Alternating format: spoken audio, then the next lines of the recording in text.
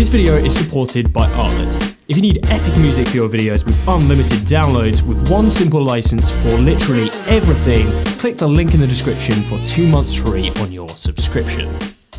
So I know it is not 2021 yet, but we have to talk about this little camera at least one more time this year. What is up, creators? This is Tom, welcome back to another Budget Wednesday, and I think one last time, what I'd like to do is deep dive into the Canon M50. I want to talk about whether this camera is still relevant in 2021, considering there's a whole bunch of other options now, and I want to talk about particularly which features are still kicking really well in the little Canon M50. So the Canon M50, if fact checking is on my side, is Canon's best-selling mirrorless camera. And 2020 did bring us the release of the Canon M50 Mark II, and that definitely raises the question, which camera should you buy? Should you look at getting the Mark II or the slightly cheaper now, slightly more affordable original M50?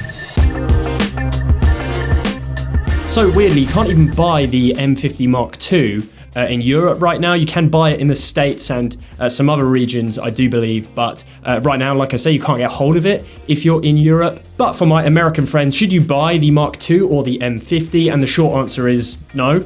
Like, you are basically paying extra for a couple of very, very, very minor improvements. There is just not enough sort of new additional functionality. The sensor is exactly the same. Most of the autofocus, the battery life performance is the same. There's a few sort of interface tweaks and a few small improvements to the autofocusing system, but on the whole, it's pretty much the same camera. So definitely save yourself some money and go for, if you're wanting this camera, go for the original M50. So we're talking about resolutions, frame rates, the sort of video capabilities of the M50. So I've decided to talk about this first because it's really not that spectacular. Like, this is one of the things that where the Canon now is being left slightly behind. This camera didn't come with any high frame rate options. Like, the highest that this camera can record is 60 frames a second at 1080p. That really does mean that it is in a slightly lower class than some of like the Sony mirrorless cameras or the newer sort of Panasonic mirrorless cameras. Of course, it does normal sort of 25, 30 frames a second, and you can record at 4K, but there is a 1.6 times crop. But that 4K footage is very good. But like I said, I do think the recording and the frame rate options are the sort of biggest restrictive thing for me personally about this camera. The footage does look good though, so what I'm going to do is switch over to the Canon M50 to record the rest of this video. I'm going to mount it in exactly the same place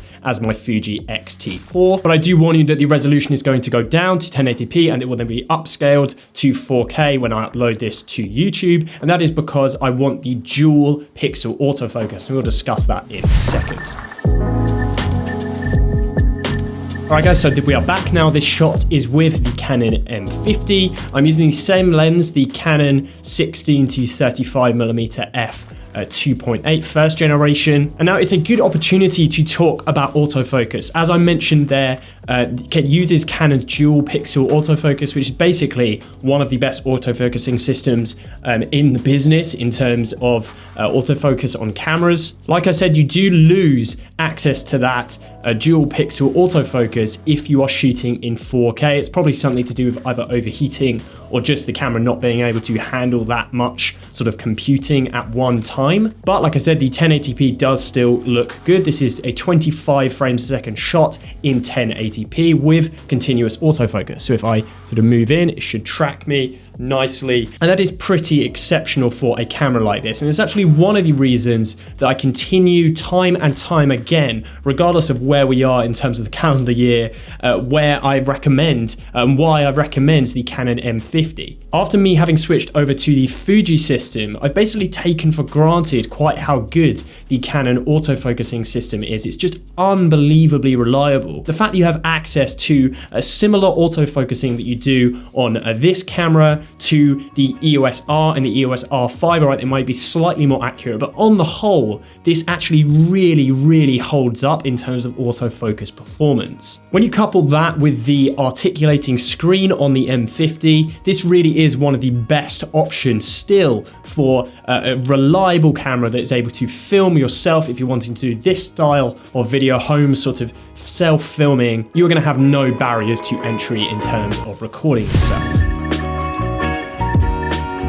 Okay guys, so another one is that this is a great stills camera. Okay, it's not going to win any sort of photography awards for best camera. You could definitely win some photography awards with this camera, but the actual camera is probably not going to win awards for the best stills machine in the world. But it does take really good high quality photographs. It's a 24.1 megapixel APS-C sensor. It's a decent camera sensor. You are going to be, it's a significant improvement to things like an iPhone. You pair this with some decent glass, maybe a telephoto lens, something like that, and you're going to be able to produce some really great images. All right, so briefly talking about lenses, and that's another reason why I think this is an extremely relevant camera in 2021, because it has amazing lens compatibility. Because Canon's lens system, the EF lens system, is so popular, it's been around for so long, and there are so many exceptional lenses with that lens mount, it means that you are able to basically adapt pretty much any lenses to this camera. So the M50 actually uses an EOS M mount, or EF-M, I can never quite remember, but that is basically their mirrorless, their sort of small mirrorless line of lenses. But I actually use an adapter, and I just ever so slightly, like I just nice and quickly adapt the EF-M mount to an EF mount, and then I can use all of my sort of professional grade lenses on this little camera. So you can either go that route, or you can use Canon's very popular and very good line of EF-M, these sort of slightly smaller mirrorless lenses. And finally, we come on to price. And is the camera relevant in 2021? And I would say yes, absolutely. I think this is a really great choice if you're looking to, pick up a very capable video and stills camera in 2021. This is sort of hitting the sweet spot for me personally in terms of like the camera that's been out for a little while, so you can generally pick it up cheaper used, or it is still quite affordable new now. I've seen these go for around £400 here in the UK on eBay, or you can actually buy it right now, I think, on Amazon in the States for $579. Like, these are good prices for a camera like this. It's substantially cheaper than cameras like the Sony a6500, the Sony a6400, way cheaper than that camera. And I think that really the only biggest difference is that this doesn't have high frame rate options in terms of filming like 120 frames a second. But there's plenty of people that aren't even going to want that setting. So why not save a few £100, $100, and go for the Canon M50. There we go, guys. A budget Wednesday for the new year. I hope you have enjoyed this video, found it helpful, found it useful. If you shoot on the M50, let me know down below in the comments section. Let me know your experiences with the camera. Do you love it? Are you thinking about upgrading? I'll be down there chatting as always. I'll catch you guys next time.